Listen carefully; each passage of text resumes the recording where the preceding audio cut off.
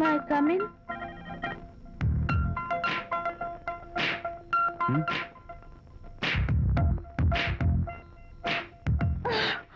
I'm so sorry. Decoration జారిపోతుంది, ఎవరైనా చూస్తారు. నా మీద కోపం పోయిందా? జరిగిందంతా మర్చిపోతారు కదూ? మర్చిపోతాను.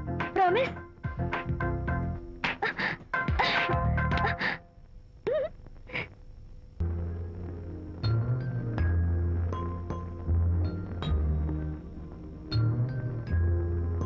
పాపా పాపా, ఏంటి బొమ్మలో పుట్టబోయే నీ బిడ్డ ఎలా ఉంటాడో చూసుకుంటున్నావా?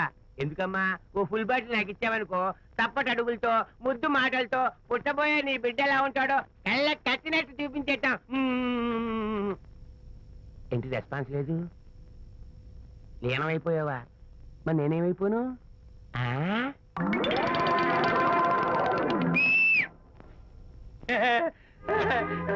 భగవంతుడు బాట్లు అనేక రూపాల్లో కనిపిస్తారట. ప్రస్తుతం ఈ కప్పేలకు బాటిల్లా కనిపిస్తాను. దాన్ని మాత్రం అమ్మడానికి నేను ఒప్పుకోను. తప్పమ్మా, దేని మీద మమకారం పెంచుకోకూడదు. మందు మీద మమకారం పెంచుకోవడం వల్ల నన్ను చూడు, ఇంట్లో ఉన్నవన్నీ అమ్మేసుకుంటానా? వద్దమ్మా, నా మాటను. మందు అంటే మనలో కలిసిపోతుంది, కప్పు మొక్కలైపోతుంది. ఏది శాస్త్రీయంగా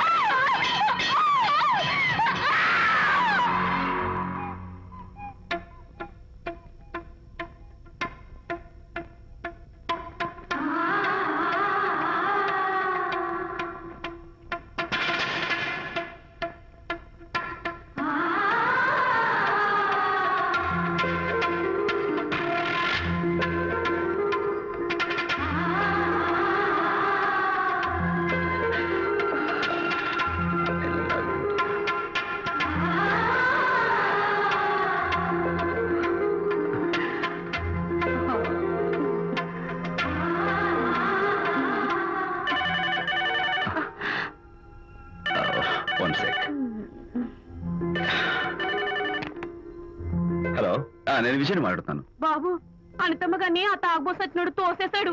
ఏమైంది? అమ్మగారు కింద పడిపోయారు. బాధతో మెలికి తిరిగిపోతున్నారు. ఓ మై గాడ్, నాకు చాలా భయంగా ఉంది బాబు. మీరు తొందరగా రండి బాబు. నేను వెంటనే బయలుదేరి వచ్చేస్తాను. ఈ టైంలో ఎక్కడికండి? అనేది కింద పడిపోయిందంట. నేను వెంటనే దగ్గరుండి హాస్పిటల్కి తీసుకెళ్ళాలి. వేరే ఎవరైనా తీసుకెళ్తారండి. ఇప్పుడు మీరు వెళ్ళొద్దు ప్లీజ్. అర్థం లేకుండా మాట్లాడుకో.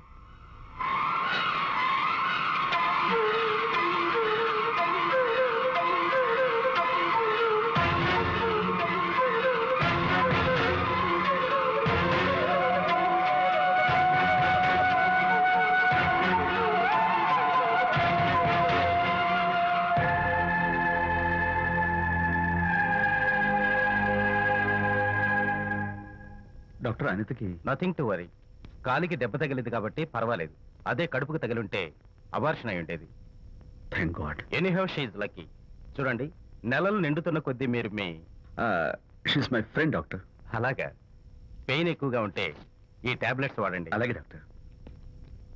ఇంత చిన్న దెబ్బకి అంత ఇదైపోతావేంటి విజయ్? చిన్నదేం కాదు, జరగకూడదు జరుగుంటే చాలా పెద్ద అయ్యేది. నువ్వు ఉన్నావుగా.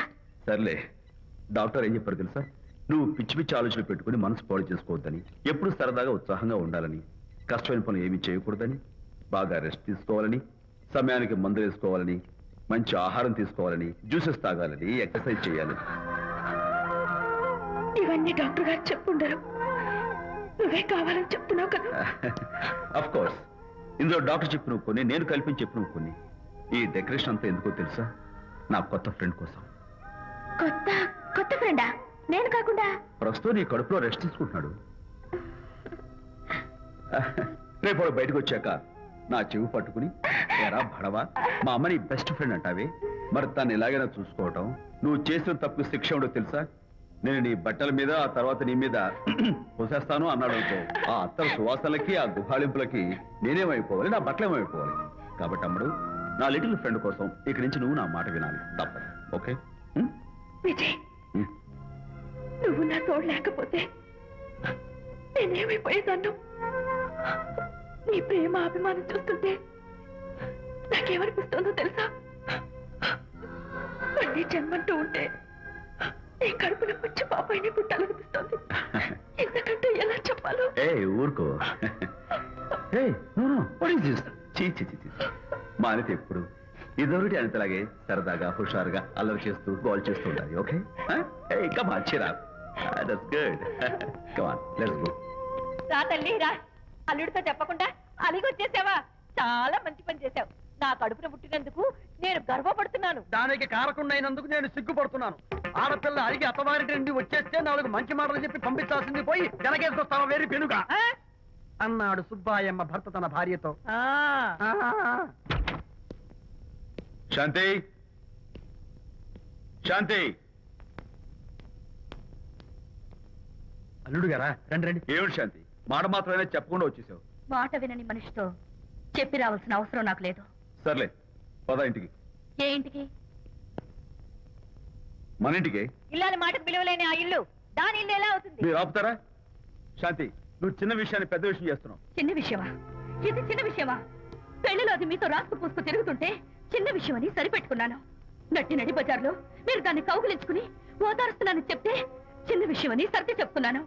ఇప్పుడు నా కౌగులి కంటే దాని లోగిలే ముఖ్యం అనుకోవడం చిన్న విషయమని నేను అనుకోవట్లేదు. శాంతి, ఆ రోజు నాతో షిడ్నీ షెల్డన్, జెఫ్రీ ఆర్చర్స్ నవలు చదివేదాన్ని ఆ మాత్రం నాకు తెలియదా అన్నావు.